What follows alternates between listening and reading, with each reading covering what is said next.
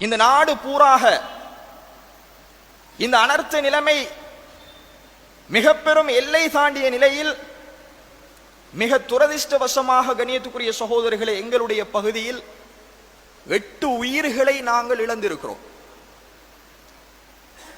அதிலும் குறிப்பாக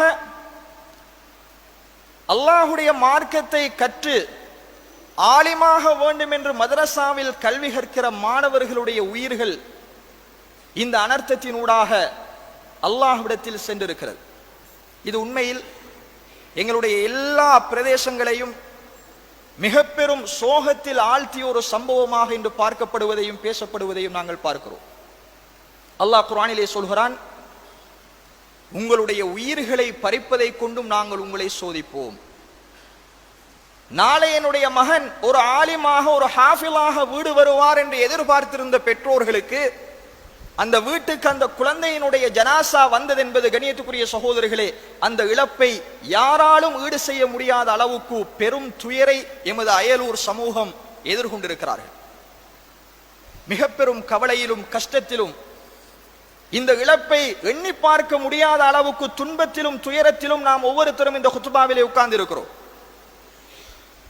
இது பற்றிய பல கருத்துக்கள், பல விமர்சனங்கள் இந்த சமூகத்தில் பேசப்பட்டாலும் இது குறித்து மூமின்களாகிய நாம் புரிந்து கொள்ள வேண்டிய ஒரு சில அடிப்படைகளை கண்ணியத்துக்குரிய சகோதரர்களை நாங்கள் தெரிந்து கொள்ள வேண்டும். இதில் முதலாவது அடிப்படை, அல்லாஹுடைய கலா கதிரின் பிரகாரம் தான் இது நடந்தது என்பதை நாங்கள் ஈமான் கொண்டிருக்கிறோம். அதே நேரம் நாம் விடுகிற சில தவறுகளை கூட கலா கதிரில் போட்டு கழித்து விட முடியாது என்கிற உண்மையையும் நாங்கள் புரிந்தாக வேண்டும். அந்த மாணவர்கள் உரிய பாதுகாப்பு பொறிமுறையோடு அனுப்பப்பட்டிருந்தால் இந்த உயிரிழப்பை நாங்கள் தடுத்திருக்கலாம்.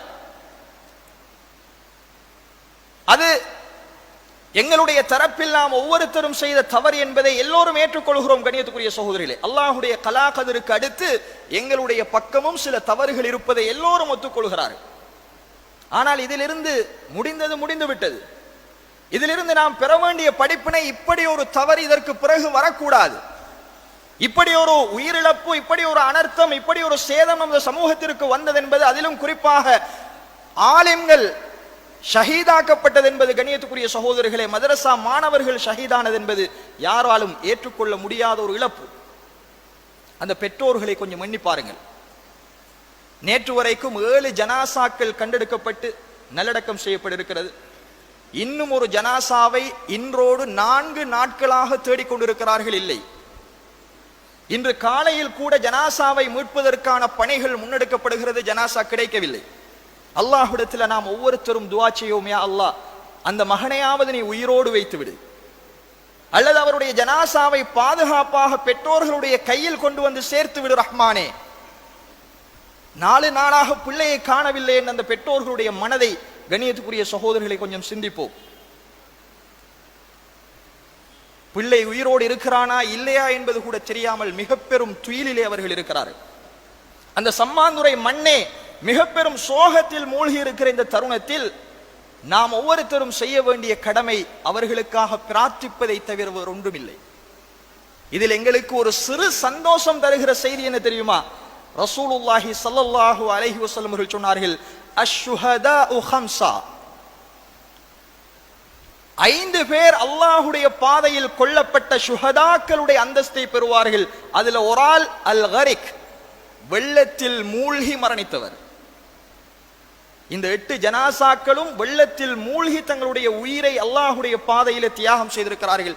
அவர்கள் ஷஹீதுகள் என்பதை ரசூலுல்லாஹி ஸல்லல்லாஹு அலைஹி வஸல்லம் சொன்னார்கள். அவர்கள் சுவர்க்கத்தில் ஷஹீதுடைய அந்தஸ்தை பெறுவார்கள். இந்த நபிகளாருடைய முன்னறிவிப்பு மட்டும்தான் எங்களுக்கு சந்தோஷம் அளிக்கிறது கண்ணியத்துக்குரிய சகோதரர்களே.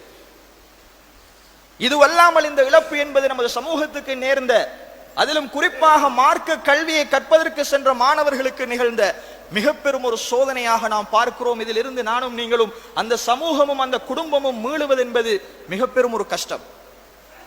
எனவே நாங்கள் ஆளால் குறை பிடிப்பதையும் விமர்சனங்களை முன்வைப்பதையும் தாண்டி அவைகளை தவிர்ந்து அல்லாஹுடைய கலா கதிரை நாங்கள் ஈமான் கொண்டு இதற்கு பிறகு இப்படி ஒன்று நடக்கக்கூடாது என்றால் என்னென்ன பொறிமுறைகளை பாதுகாப்புகளை நாங்கள் மேற்கொள்ள வேண்டும் என்பதை அரச மட்டத்தில் உள்ள தனியார் மட்டத்தில் உள்ள ஒவ்வொரு பொதுமகனும் சிந்தித்து இப்படியான இக்கட்டான நிலைகளை கடக்க வேண்டும் என்பதை கண்ணியத்துக்குரிய சகோதரர்களை நாங்கள் உணர்ந்து கொள்ள வேண்டும். இது எங்களுக்கு